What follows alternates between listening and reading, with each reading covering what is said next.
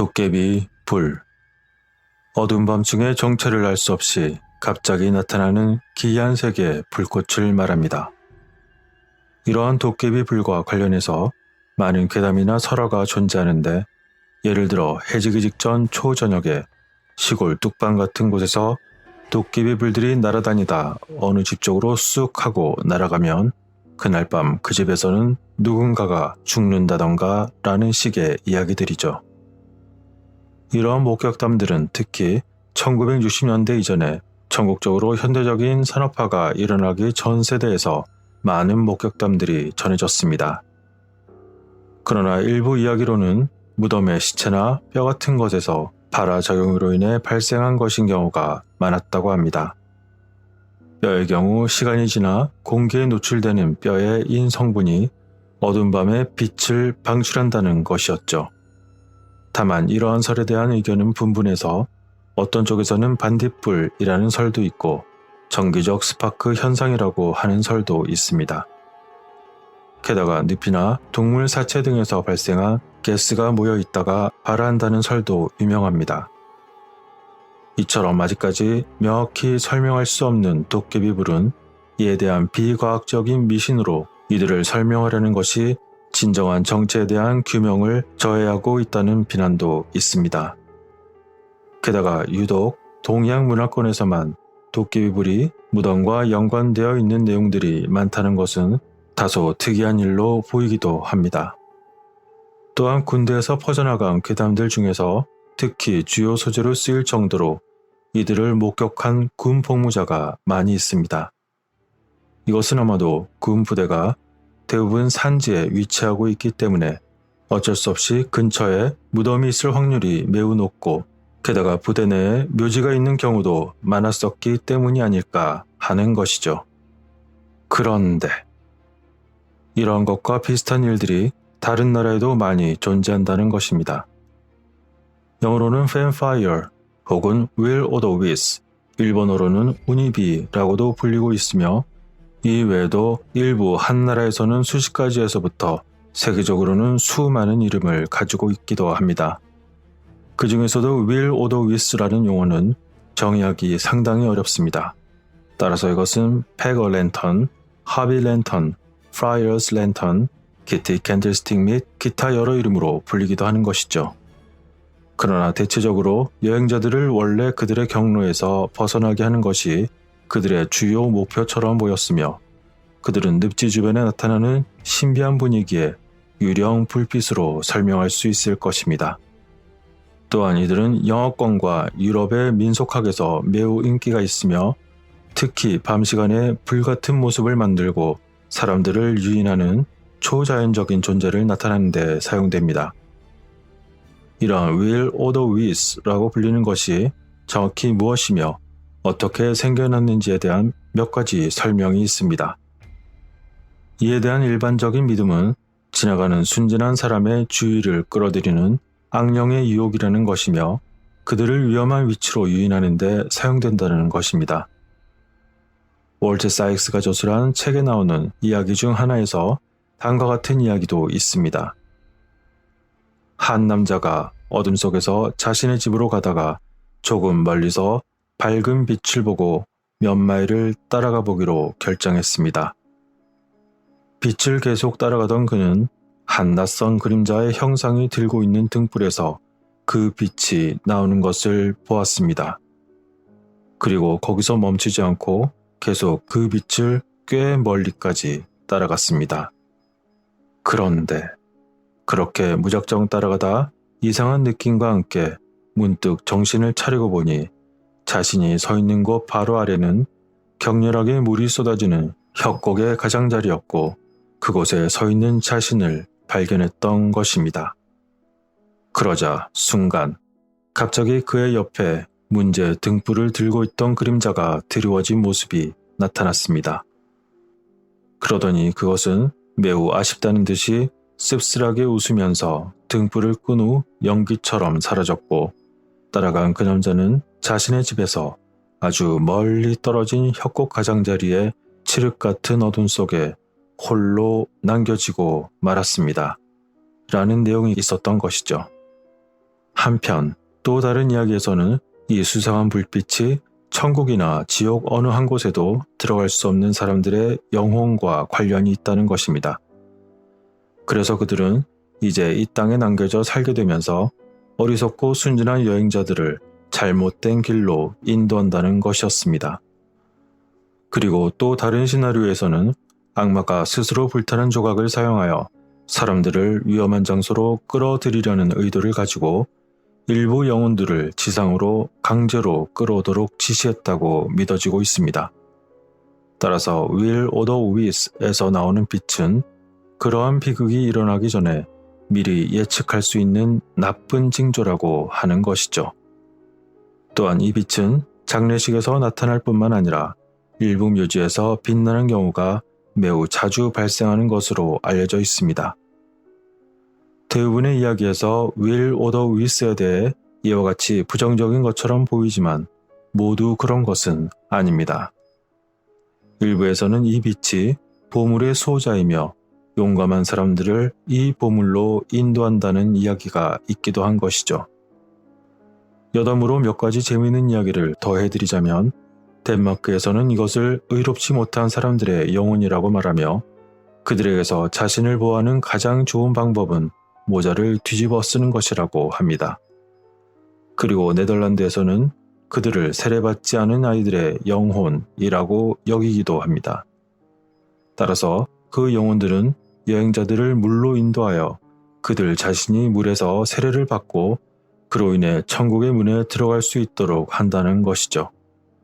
그래서 네덜란드에서는 아무도 그들을 소홀히 대해서는 안 된다고 가르치고 있다고 합니다.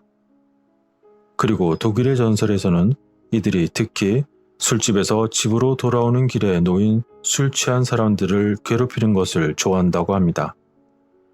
술 취한 자들이 만일 걸어가다가 뭔가 걸려 넘어지기라도 하면 그것이 술 취한 사람들의 발바닥을 불태울 것이라는 것이었죠. 그리고 만일 이들을 마주쳤을 때 퇴치하는 방법 중 하나로서 묘지에서 한 줌의 흙을 던지면 이들을 사라지게 할 수 있다고 믿는 경우도 있다고 합니다. 그리고 아르헨티나에서는 악의 빛이라고 하여 이들을 크게 두려워한다고 합니다. 전통적으로 그들은 흰 빛의 경우 그 빛은 기도가 필요할 만큼 공경에 처한 영혼을 나타낸다고 믿고 있는 것이죠. 그러나 만일 빛이 빨간색이라면 사탄이 사람들로 하여금 구경하러 모이도록 유혹하는 것이므로 즉시 그곳을 대피하는 것이 좋다는 것이었습니다. 또한 벵골에서는 알리야라고 불리며 낚시를 하다가 사망한 어부의 영혼으로 생각하고 있다는 것입니다. 그리고 그들은 다른 어부를 유인하여 다가온 자들을 죽음에 이르게 한다는 것이었죠. 한편 멕시코의 민속학에서는 이 현상을 빛으로 변한 마녀로 설명하기도 합니다. 그 이유는 지역에 따라 조금씩 다르며 또 다른 설명에서는 이 빛은 반드시 어린이의 도움이 있어야만 찾을 수 있으며 만일 찾아낸다면 그것은 금이나 숨겨진 보물이 묻혀있는 장소를 나타내는 곳을 표시한다는 것이었습니다. 따라서 이곳에서는 루세스 델 디네로라는 돈의 등이라는 의미와 또는 루세스 델 테소로라고 하는 보물의 등이라는 의미로 불리기도 합니다. 호주의 경우에는 이들의 빛을 민민 라이츠라고 부르는데 이 빛은 자신을 보게 된 사람을 따라간다고 합니다. 그러나 이와는 반대로 빛을 본 사람이 오히려 그 빛을 따라간다면 그는 이후로 다시는 볼 수 없을 것이라는 이야기였습니다. 이처럼 세계에는 수많은 이야기들이 존재하고 있으며 소개해드린 이야기 외에도 매우 다양한 모습으로 나타난다는 것입니다. 이에 대하여 현대과학에서는 그것이 무엇인지에 대한 이유를 몇 가지로 설명하려고 시도했습니다. 처음에 도깨비불 이야기에서 잠시 언급한 이유들과 함께 이 불꽃이 썩은 식물과 유기물 부패로 인한 포스핀, 메탄, 그리고 디포스판의 산화로 인해서 발생하는 생물 발광과 같은 자연현상에서 비롯된 것이라고 주장하고 있습니다. 게다가 이러한 가스는 스스로 점화되어 화염을 형성하는 것이라는 해석을 하고 있으며 또 다른 견해로는 이러한 빛의 목격이 공번개의 결과일 가능성도 있다고 주장했던 것이죠. 이러한 발광들은 자연적인 빛을 말하며 가장 일반적으로는 반딧불에 의해서 발생한다고 보는 것이죠. 또한 이러한 빛은 습지 지역에서 그러한 빛의 모양을 설명할 수 있는 생물 발광 조류에 의해 생성될 수 있다는 것입니다. 또한 특정 조건에서 이러한 조류나 곰팡이는 푸른 빛을 내는 능력이 있다고 합니다. 이처럼 윌 오더 윌스의 출현에 대한 과학적인 이론은 매우 그럴듯합니다. 그러나 관련된 대부분의 이야기는 초자연적이고 소름 끼치는 무언가의 존재에 관한 것입니다. 게다가 모든 현상들이 과학적으로 설명되는 부분도 있지만 그렇지 않은 경우도 상당수 존재하는 것이 사실입니다. 따라서 사람들이 목격하고 전해지는 모든 이야기 속에 윌 오더 윌스가 딱 부러지게 이것이다 라고 할 수 없는 이유이기도 한 것이죠. 이들은 라틴어로 어리석은 부를 의미하기도 하는 이니스 파투스라고 불리기도 했으며 횃불로 사용되는 막대기나 종이 묶음인 위스와 의지라는 의미인 윌에서 유래하여 횃불의 의지를 뜻하기도 했던 윌 오더 위스. 존 밀턴의 신라원에서는 이것을 선악을 알게 하는 나무로 이브를 인도할 때 사탄으로 비유되기도 합니다.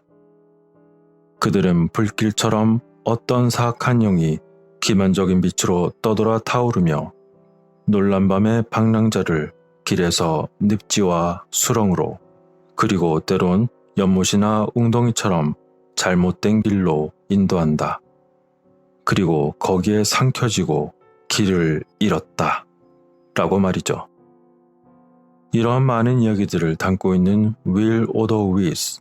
그것은 촛불의 크기에서 사람의 머리 크기까지 매우 다양한 크기의 불덩이처럼 보입니다. 일반적으로 습기가 많은 곳에서 이리저리 움직이는 것으로 관찰되기도 합니다. 그러나 그것은 완벽하게 정지하고 빛의 성광을 보내는 것으로도 알려져 있습니다.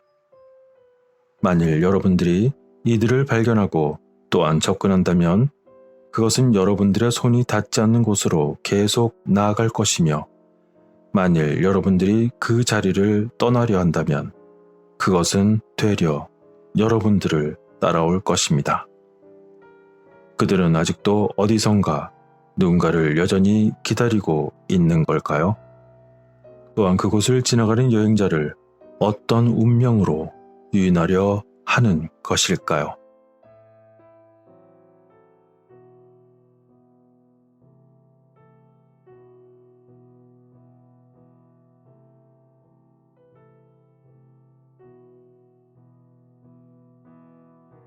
(1988년) 미 공군 베테랑 조종사인 로버트 호킨스는 코브라볼 정보항공기인 RC-135S를 탑승하여 정보 수집 작전을 진행 중이었습니다. 코브라볼 정보기는 수집 가능한 데이터의 높은 가치 때문에 미국의 매우 중요한 정보 수집을 위한 자산이었습니다. 그리고 당시 그가 탄 비행기는 소련 로켓의 시험을 추적하기 위해 특별히 개조된 비행기였던 것이었습니다. 그는 동료들과 함께 국경 근처를 비행함으로써 그들은 광범위한 센서를 사용하여 안전한 거리에서 많은 귀중한 정보를 수집하고 있었습니다. 그런데 당시 정보기를 타고 중거리 탄도 미사일 시험을 감시하는 임무를 수행하는 동안 호킨스는 그의 부조종사와 함께 도저히 설명할 수 없는 것을 목격했습니다. 그들이 본 이 현상은 나중에 빛의 돔으로 알려지게 되었던 것이었죠. 당시 그들이 본 하늘 높은 곳에서의 수상한 빛은 과연 무엇이었을까요? 알 수 없는 형태의 방어막의 기술이었을까요? 아니면 또 다른 자연현상이었을까요? 그러나 자연적인 것으로는 도저히 보기 힘든 이러한 내용은 수년 전 과거 군사작전에 대한 기밀 문서가 일부 해제되면서 드러나게 된 의문의 사건이었습니다. 지금까지 빛의 돔에 대한 자세한 정보는 호킨스의 기억뿐이었지만 이제 이 현상을 기록한 미 공군의 공식 문서가 나온 것입니다. 그 문서는 정보자유법 요청을 통해 1961년 공군 시스템 사령부의 한 부서로 설립된 외국 기술 부서인 FTD가 작성한 문서였습니다. 그것은 심하게 검열된 흔적이 남아있는 채로 공개되었지만 이상한 현상을 목격한 사람은 호킨스와 그의 동료들 뿐만이 아니라는 것은 분명합니다. 당시 소련과 접경하는 국가의 다른 조종사와 거주자들도 그것을 보았던 것이었습니다. 그들 대부분은 이 현상을 수평선 위의 작은 흰색 봉이 빠른 속도로 옆으로 점점 커지면서 그 모양을 유지하는 것으로 설명했습니다. 게다가 처음에는 불투명한 흰색을 띠고 있지만 그것이 점점 커지면서 투명한 벽처럼 변했습니다. 그렇게 시간이 지나면서 투명해지기 시작하면 발궁 후광으로 인해 마치 무지개처럼 보였다는 것이었죠. 이러한 목격들과 함께 당시 미 공군도 소련의 RSD-10 파이오니어 중거리 탄도미사일 발사를 감시하던 중에 목격한 일명 빛의 돔이라고 하는 기괴하고 설명할 수 없는 현상을 기록했습니다. 그러한 현상은 1980년대 당시에 소련이 비밀리에 만든 조기 경보 위성 및 미사일에 대한 방어 시스템이 아닌가 하는 의심도 있었습니다. 그러나 현재 우크라이나 사태로 드러난 소련의 형편없이 과장되었던 군사무기 체계로 미루어 볼 때 그들의 기술의 확률은 매우 적어 보입니다. 미 공군에서는 당시 자신들의 위성이나 다른 출처의 정보를 기반으로 소련의 시험 발사가 언제 예상되는지 알고 있었습니다. 그 당시 RC-135 정찰기는 소련의 국경 근처에서 교대로 공줄 정찰 감시를 위해 파견되었고 주로 북극과 캄차카 근처에서 임무를 수행했습니다. 그들은 당시 공산국가였던 적의 세력에 대한 어떤 기이한 현상이라도 관찰하기 위해서 완벽한 조건을 갖추고 있었습니다. 그렇게 준비된 그들에게 당시 목격된 장면은 마치 의도된 것처럼 보이는 빠르게 확장되는 빛의 벽이었고 현생 인류의 기술이라고 생각할 수 없는 놀라운 모습이었습니다. 마치 신이 쳐놓은 투명한 유리벽으로 만들어진 듯한 그 확장된 빛의 장벽은 그것을 목격한 정찰기에 타고 있던 정보 분석가들을 놀라게 하기에 부족함이 없었습니다. 당시에 그 장면을 본 미군 조종사 로버트 허킨스는 다음과 같이 묘사했습니다. 우리는 소련의 깊숙한 곳에서 태평양을 향해 움직이는 반투명하고 유백색 빛의 벽처럼 보이는 것을 발견했다. 그것은 우리가 조종석 창문을 통해 상단 가장자리를 볼 수 없을 정도로 지상에서 저 멀리까지 하늘 전체를 덮었다. 그것은 비행기보다 훨씬 빠르게 엄청난 속도로 움직이고 있었고 또한 매우 빠르게 우리에게 다가오고 있었다. 마침내 그것은 우리가 가려는 진로를 가로질러 동쪽으로 계속 움직여갔고 어두운 밤하늘을 뒤로 한 채 보이지 않게 되었다. 라고 말이죠. 보고한 내용은 서로 약간씩 다르지만 대부분의 관찰자들은 이 현상에 대해 돔 모양을 유지하면서 바깥쪽과 위쪽으로 균일하게 팽창하는 수평선의 흰색 구체로부터 시작되었다고 설명했습니다. 또한 처음에는 불투명한 것처럼 보였지만 팽창할수록 투명해지기 시작하면서 그 외부의 경계는 더 밝게 남아 무지개 모양의 홀을 형성했다는 것이었죠. 당시 조종사들은 돔이 전체 크기에 도달했을 때 그것은 매우 거대하여 하늘의 절반 이상을 채웠다고 보고했습니다. 그 너비는 무려 약 1900km, 그 중심의 높이는 1000km에 달하는 것으로 계산되었습니다. 대부분의 경우 그러한 현상이 약 20분 정도 지속되었지만 100분까지 지속되는 경우도 있었습니다. 이러한 빛의 돔에 대한 관찰은 낮에는 밝아서 못 본 것인지 거의 밤이나 새벽에 이루어졌고 보고서에서는 현재까지 이러한 현상에 대한 만족스러운 설명이 없다라고 기록되었습니다. 이에 대하여 분석가들은 관측된 모든 투명한 돔들은 소련군이 RSD-10 파이오니어 중거리 탄도미사일을 발사할 때 나타났다고 말했습니다. 그러나 그러한 로켓이 발사될 때마다 이러한 현상이 발생한 것은 아닙니다. 또한 때로는 돔이 탄도미사일 이륙 전에 때로는 후에 나타났던 것이었습니다. 게다가 이러한 현상이 로켓 엔진의 영향이거나 연료의 잔류물이 상층대기로 방출된다는 이론은 과학적인 분석의 결과 아닌 것으로 판단되었던 것이었습니다. 일반적인 정상 조건에서 로켓의 비행은 우주와 대기의 경계에서 인상적인 조명을 만들 수도 있다는 것은 사실이지만 이 경우는 그렇지 않은 것으로 밝혀졌습니다. 한편 이러한 이상한 투명한 돔의 벽이 높은 고도에서 이온의 구름을 유도하기 위한 일종의 실험이라는 이론도 진지하게 논의되어 왔습니다. 그 이론들은 만일 제3차 세계대전 시 핵공격 및 그와 관련된 영향을 시뮬레이션하는 데 사용할 수 있었습니다. 하지만 그럼에도 불구하고 이 이론은 관측된 빛의 돔이 전리 방사선으로 인한 현상보다 훨씬 더 크고 빠르게 움직였기 때문에 그러한 이론은 곧 제외되고 말았습니다. 한 소식통에 따르면 과거 소련에서는 120km 상공에서 에틸 구름에 대한 이동을 설명하는 수학적 모델을 개발한 과학자가 있었다는 것입니다. 그에 대한 실험이 1974년에 프로토타입 형태로 수행되었다고 전해졌지만 이런 종류의 본격적인 실험이 실제로 수행되었는지에 대한 흔적은 없었습니다. 문서의 기밀 해제된 부분은 많은 부분이 검열되어 더 이상의 잠재적인 설명을 얻을 수는 없었으며 이 현상에 대한 사진이나 녹음도 언급되지 않았습니다. 그러나 이것에서 우리가 유추할 수 있는 유일한 것은 하늘 위의 투명한 돔이 대륙간 미사일과 관련이 있을 수도 있다는 것뿐입니다. 그 탄도미사일들은 1980년대 중반에 광범위하게 테스트되었는데 미사일이 비행을 위해 발사되어 올라가는 동안에 발생하는 현상들과 관련한 기록을 일부분 유추할 수 있었습니다. 그러나 이후에 많은 연구자들도 이런 현상을 어떤 식으로든 설명하려고 시도했지만 아무도 설득력 있게 설명하지 못했습니다. 이러한 당시 소련의 하늘에서 발생한 신비한 빛의 돔의 문제는 단 한 번 1988년 미국에서 공개적으로 제기된 적이 있었습니다. 그것은 바로 INF 조약, 즉 중거리 핵 전력 조약의 비준에 대한 미 의회 토론 중에 발생했던 것이었죠.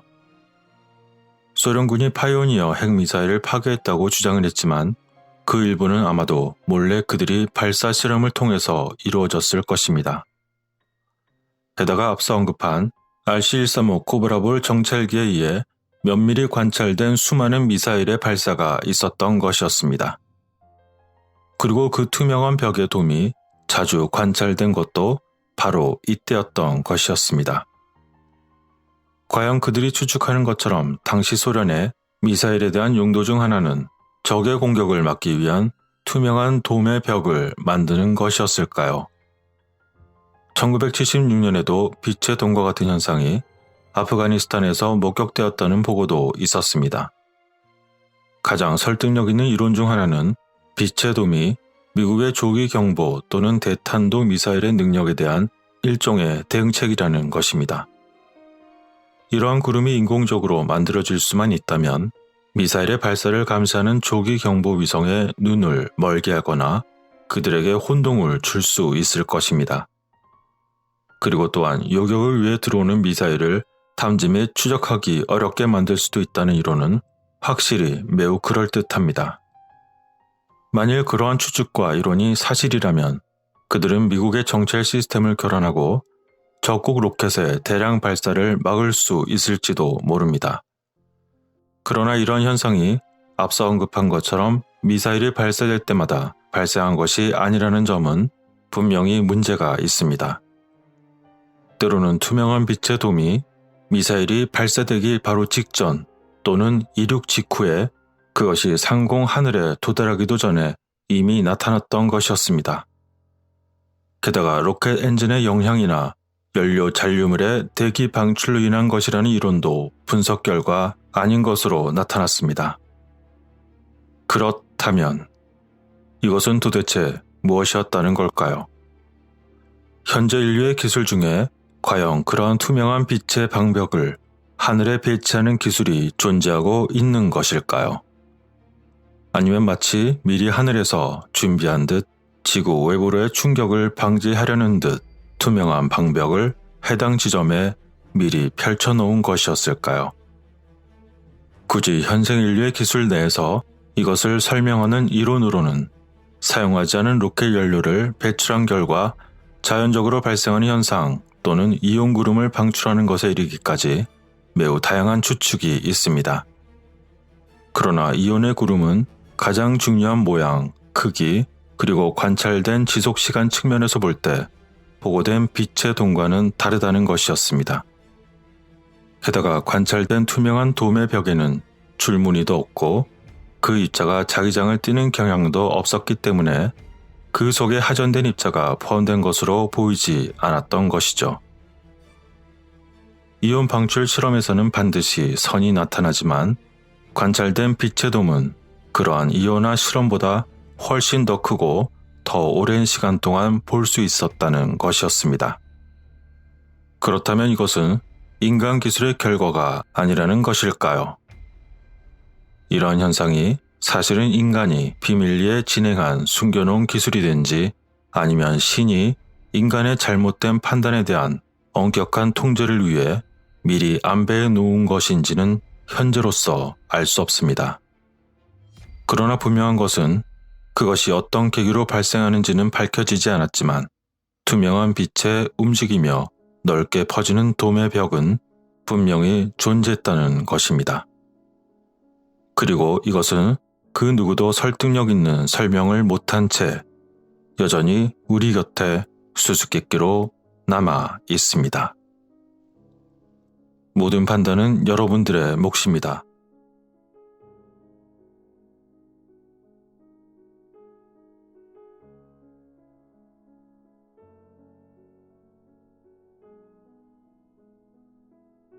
그들은 마치 보라는 듯이 자신들의 노출을 숨기려 하지도 않았는데 그것은 매우 중요한 세부사항 중 하나일 것입니다. 그러한 거대한 유령의 손처럼 보이는 것이 무엇이었든 간에 그 하늘 아래 있던 사람들에게 자신이 보이기를 원했던 것일까요? 2017년 어느 날 매우 이상한 영상이 포착되었습니다. 늘 우리가 보았던 그런 영상과 매우 비슷한 듯 하면서도 좀 다른 내용의 장면이 포착되었던 것입니다. 이것은 미국의 애리조나에서 촬영된 후 페이스북에 게시되었는데 그 후 많은 논란이 되었습니다. 그것은 흐린 날 애리조나의 하늘을 찍고 있던 중 갑자기 구름 사이로 일렁이는 일렉트릭 블루라이트가 보입니다. 그러자 그 에테르제트의 흔적인 듯 플라즈마로 보이는 그 빛은 습한 대기를 뚫고 나오는 캡슐 모양의 물체에 의해 남겨진 흔적인 듯 보였습니다. 그 후 그 수상한 물체가 시야에서 사라지기 전에 그것은 다른 독립적인 물체와 접촉한 듯한 모습으로 보여지며 그 두 개는 별개의 물체 간의 도킹 프로세스로 해석될 수도 있었습니다. 그렇지만 자세히 들여다보면 그 상황은 매우 충격적입니다. 영상을 느리게 하고 그것을 확대해보면 그 물체의 세부 사항이 매우 분명해집니다. 그 모양은 길쭉한 수상한 물체에서 뻗어나오는 플라즈마처럼 보이는 빗줄기의 원인이 되는 밝은 물체를 마치 거대한 손이 잡아서 하늘 위로 끌고 가는 듯한 모습을 보였던 것입니다. 마치 긴 손가락을 가진 듯한 지구의 상공에 존재하는 거인의 손이 그 무엇인가를 그 손에 꼭 붙잡아 움켜쥐고 끌고 올라가는 듯한 모습이었던 것입니다. 그리곤 그 두 물체는 파란색 플라즈마와 같은 분출물이 천천히 소멸되면서 그 시야에서 점차 사라집니다. 이러한 일은 지상으로부터 최소한 수 킬로미터 위에서 일어나고 있었으므로 두 물체가 모두 거대함을 우리는 추측할 수가 있습니다. 그들은 마치 보라는 듯이 자신들의 노출을 숨기려 하지도 않았는데 그것은 매우 중요한 세부사항 중 하나일 것입니다. 그러한 거대한 유령의 손처럼 보이는 것이 무엇이었든 간에 그 하늘 아래 있던 사람들에게 자신이 보이기를 원했던 것일까요? 그들의 지구의 원래 주인이며 진정한 관리 감독자라면 그들은 오랜 동안 인류를 잘 알고 있기 때문에 우리 인간들의 언어와 문화뿐만 아니라 신체적으로 머리와 손이 가장 중요한 부위라는 것을 잘 알고 있을 것입니다. 머리와 손이라는 것은 지성과 행동을 의미하며 아마도 이러한 상징성을 사용하였던 것일까요? 일반적인 시각이라면 무엇인가 잘못 노출된 것을 서둘러 거대한 손이 잡아 거두어 갔다고 생각할 수도 있을 것입니다. 또한 종교적인 사람들은 그것을 휴거에 대한 간접적인 방식을 보여준다고 할 수도 있을 것입니다. 그것이 무엇이었든지 간에 말입니다. 그러나 한편 이러한 기이한 사건이 지구의 관리 감독자의 의도된 연출이었다면 그것이 재미있을 수도 있겠지만 만일 그것이 아니라 인간들 사이의 내부적 사건이라면 이 상황은 오히려 암울해지게 됩니다. 그 중에서도 가장 인기 있는 현대의 음모론 중에 하나는 바로 악명 높은 블루빔 프로젝트와 그에 따른 세계적인 변화를 중심으로 전개될 것입니다.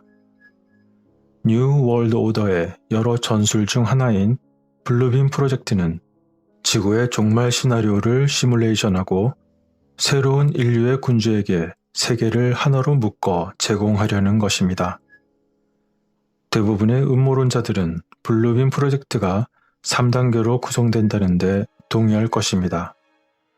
이 프로젝트에 관련된 내용은 매우 복잡하고 그 내용이 방대하지만 오늘의 이야기의 전개를 위해 그 내용을 간략히 말씀드리자면 그것은 세계의 역사와 다양한 종교와 신념의 형성으로 이어진 주요 역대 사건들에 대하여 그동안 인정되어 왔던 지식의 붕괴를 의미합니다.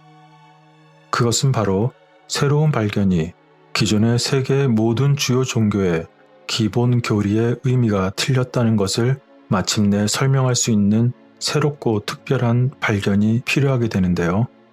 그 첫 번째 단계로서 바로 우리 행성의 특정하고도 정확한 위치에 지진을 준비하는 것이었을까요?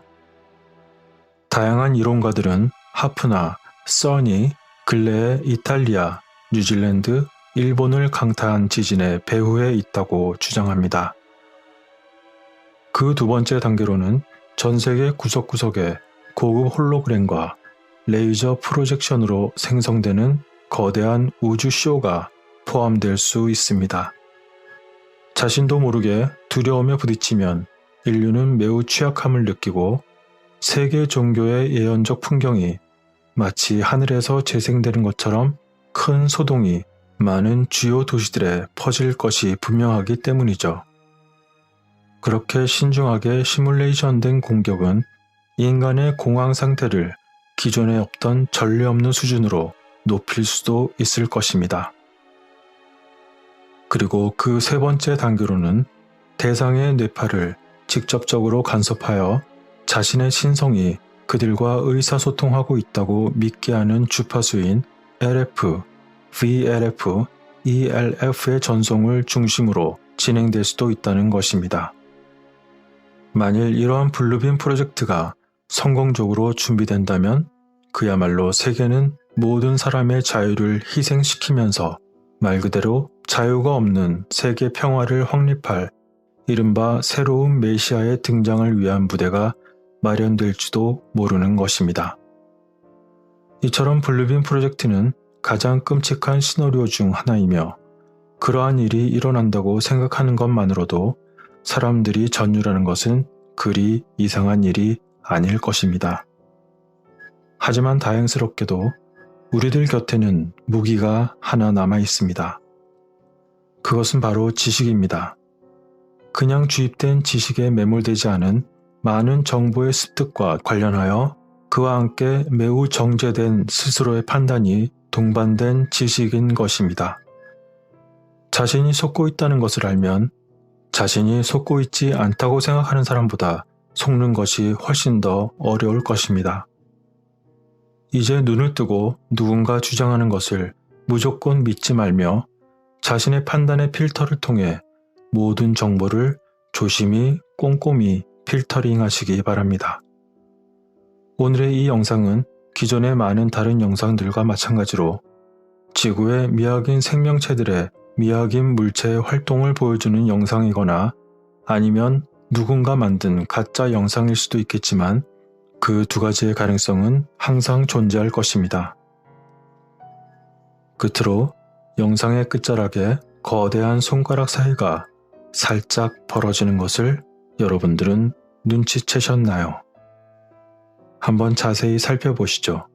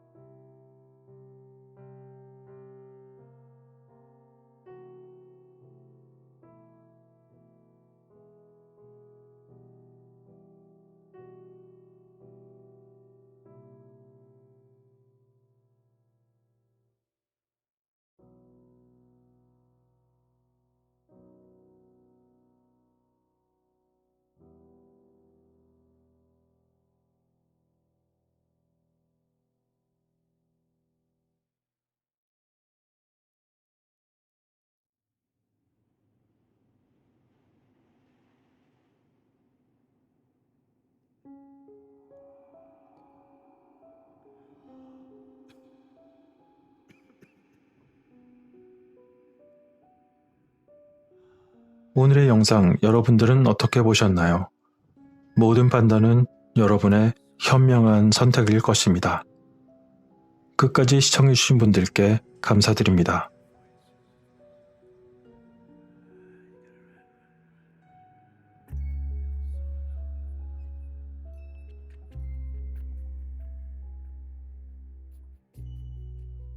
제2차 세계대전이 끝난 직후 미국인들은 종종 하늘에서 그들의 건물 위에 떠있는 이상한 금속 물체를 보기 시작했습니다. 한 농부 부부가 미국 오리건주 맥민빌에서 약 16km 떨어진 농장의 하늘에 대략 30m 정도의 크기로 보이는 나르는 원반을 촬영했습니다. 이에 대하여 회의론자들은 이 사진이 가짜임을 증명하기 위해 열심히 노력했지만 그들의 노력은 헛되었고 사진은 진품이라는 결론을 얻게 되었습니다. 이와 관련하여 1967년에서 1968년에 콜로라도 대학에서 공군이 자금을 지원한 미확인 물체에 대한 보고서였던 콘돔 보고서라는 것이 있었습니다. 이는 맥민빌에 거주했던 폴과 에블린 트렌트가 제공한 사진과 이들의 구두 증거를 자세히 연구한 내용이었습니다. 여기에서 광 분석가의 주로 단순화된 측광 분석에 기초하여 조사되었던 모든 요소가 은빛, 금속성, 원반 모형, 직경 수십 미터의 특이한 비행물체라는 주장과 일치하는 것으로 보였습니다. 그리고 누가 봐도 명백히 인공적인 것으로 보이는 이것은 두 증인의 시야 속에서 날아갔습니다. 때는 1950년 5월 11일 에블린 트렌트는 저녁 집안일을 끝내기 위해서 농장으로 가 닭과 토끼에게 먹이를 주었습니다. 집으로 돌아오는 길에 그녀는 자신의 농장 위를 조용히 맴돌고 있던 원반 모양의 비행 접시를 보았던 것이죠. 그때의 시간은 저녁 7시 45분쯤이었습니다. 그녀는 집에 있던 남편을 향해 소리 지르며 집으로 달려가 남편 폴에게 사진기를 들고 나오라고 외쳤습니다. 그들은 당시 아무런 소리도 내지 않고 추진하는 엔진의 기미조차 보이지 않는 매우 기이한 비행선을 보았던 것입니다. 그녀의 남편은 재빨리 60mm의 필름이 들어가는 유니버설 로머 카메라를 들고 다른 각도에서 두 장의 사진을 찍었습니다. 그렇게 찍은 두 개의 사진이 찍힌 시간의 간격은 불과 30초였습니다. 당시의 상황에 대해 에블린은 다음과 같이 회상했습니다. 내가 본 그 모습은 마치 줄이 없는 적당한 크기의 낙하산의 모양처럼 보였고 그 색은 청동과 은빛만 섞인 것으로 내가 본 그 어떤 것보다 아름다웠습니다. 라고 말이죠. 첫 번째 사진에서 볼 수 있듯이 물체는 그들의 차고와 전봇대 한가운데 있는 것처럼 보였습니다. 그리고 두 번째 이미지에서 물체는 몇 야드 떨어진 곳으로 이동하면서 점차 희미해졌습니다. 이러한 놀라운 모습이 담긴 사진은 당시로서는 매우 희귀하고 값진 것이었을 것입니다. 당시로서는 신문사와 같은 곳에서 매우 좋은 가격에 그것을 샀을 것이기 때문이죠. 그러나 그들 부부는 이 사진들을 큰 돈을 벌 수 있는 매체들에게 팔지 않았습니다. 트렌트 부부는 돈이나 명성을 추구하지 않았고 오히려 그보다는 당시 정부의 비밀 실험 항공기에 대한 이야기에 더욱 신경을 썼던 것 같습니다. 따라서 만약 자신들이 본 것이 그것들 중 하나라면 매우 곤란한 상황에 빠질지도 모른다고 생각했을 수도 있는 것이죠. 정확한 사연은 알 수 없었지만 어쨌건 당시 이들이 찍은 사진은 그 후 필름이 현상되었고 사진이 나오면서 폴은 자신의 친구들에게 그것을 보여주었습니다. 그러자 친구들은 너무나 놀라워하며 이것은 알려져야 한다면서 그에게 아무 신문 같은 데 보내야 한다며 그를 설득했지만 농부 부부는 괜한 소란을 벌이고 싶지 않았습니다. 그렇게 한참을 고민한 끝에 사진은 촬영된 지 한 달 만이었던 1950년 6월 8일에 맥민빌 주간지 1면에 실렸습니다. 그것은 이들이 촬영한 미확인 비행체의 명확한 사진이었습니다. 사진은 게시된 지 불과 몇 주 만에 엄청난 센세이션을 일으켰습니다. 그리고 이 이야기는 국제 뉴스 서비스와 AP통신에 의해 선택되기도 했었습니다. 1950년 6월 26일 당시에 가장 인기 있는 신문 중 하나였던 라이프 잡지는 두 개의 상징적인 미확인 물체 이미지를 제1면에 게재하여 이 사건을 역사적으로 만들었습니다. 그런데 이러한 사진이 게시되자 그들의 애초 염려대로 사진은 FBI와 미 공군의 관심을 끌게 되었던 것이었습니다. 관련 담당 조사관들의 방문이 이어졌고 자신의 사진을 찍은 것에 대한 질문과 조사를 하게 되었습니다. 트렌트 부부는 사실 그런 일이 일어나지 않았으면 했던 것이죠. 그 후에 미 공군은 필름의 원본을 가져갔고 그들이 다시 돌려주지 않았다고 추측이 되는 것은 사진의 필름이 국제합동통신의 파일에서 발견되었기 때문입니다. 그리고 나중에 콘돈 위원회가 그 일을 맡게 되었던 것입니다. 과학자 윌리엄 하트만은 이 필름을 연구한 결과 폴이 사진을 찍었을 당시에 비행체는 현장에서 불과 1km가량 떨어져 있다는 것을 알아냈습니다. 또한 그것의 직경은 약 30m가량 된다고 분석한 것이었죠.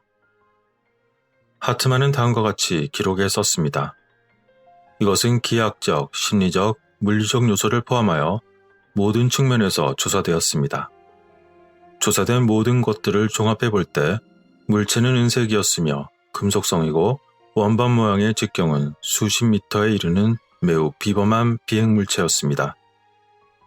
이는 여러 목격담들, 사진들 중에서 당시 그들의 주장과 일치하는 것으로 보이는 몇 안 되는 미확인 비행체의 사례 중 하나입니다. 그리고 당시의 인공적인 비행체는 두 증인의 눈앞에서 날아갔던 것이었습니다. 라고 말이죠. 이러한 사진의 진위를 증명한 또 다른 신뢰할 수 있는 출처는 미국 광학 물리학자였던 브루스 맥카비였는데 그도 역시 트렌트 부부의 사진이 진짜라고 판단했습니다. 분석의 중요한 부분에서는 첫 번째 사진에 나타난 미확인 물체의 바닥 이미지에 대한 밝기 계산이 포함됩니다. 물체가 가깝고 작은 모델일 경우 바닥의 타원형 이미지가 예상보다 더 밝게 나타납니다. 과도한 이미지의 밝기는 분석가로 하여금 물체가 생각보다 먼 거리에 있다는 결론을 내리게 했습니다. 그리고 첫 번째 사진에서 물체의 바닥은 광원에 의한 것이 아니라 본질적으로 밝은 색인 것으로 보였습니다. 그리고 이미지의 크기를 추정하기 위한 실험실 측정과 상대적 이미지 조도를 결정하기 위해서 필름 노출의 곡선이 사용되었으며 필드 측정에 의해서 결정된 표면 밝기 비율이 포함되었습니다. 이러한 새로운 측광 분석의 결과는 물체의 바닥이 너무 밝아 주변의 광원으로 밝아지기에는 너무 밝음을 시사하였으며, 따라서 그것은 생각보다 먼 거리에 있다고 볼 수 있었던 것이었죠. 여기에서 몇 가지 주의할 점 중 하나는 사진이 비대칭이 아니라는 것입니다. 즉, 다시 말해서 이 물체는 우리의 차원과 다음 차원 사이 어딘가에 있는 것처럼 보였습니다. 그리고 두 번째는 사진의 지그재그의 패턴이 이 물체가 지구의 각 속도에 대하여 반대 방향으로 움직이고 있음을 나타냅니다. 이것은 미확인 비행체들이 기동하는 방법에 대한 매우 고전적인 특징이었습니다. 이처럼 맥민빌의 미확인 비행체의 사진은 엄격한 사진 분석에서 겨우 살아남은 몇 안 되는 사진 중 하나였던 것입니다. 당시 이들 부부의 증언에 따르면 다음과 같습니다. 이 물체는 매우 밝고 거의 은색으로 보였습니다. 또한 밝은 금속성, 은색 또는 알루미늄 색상에 마치 청동빛이 가미된 밝은 은빛과 청동색이 섞여 보였습니다. 그리고 위쪽은 은빛이지만 아래쪽은 더 많은 청동색이 있었고 바닥은 달랐습니다. 그리고 눈으로 대략적으로 보이는 지름은 열린 낙하산 덮개의 크기와 비슷해 보였습니다.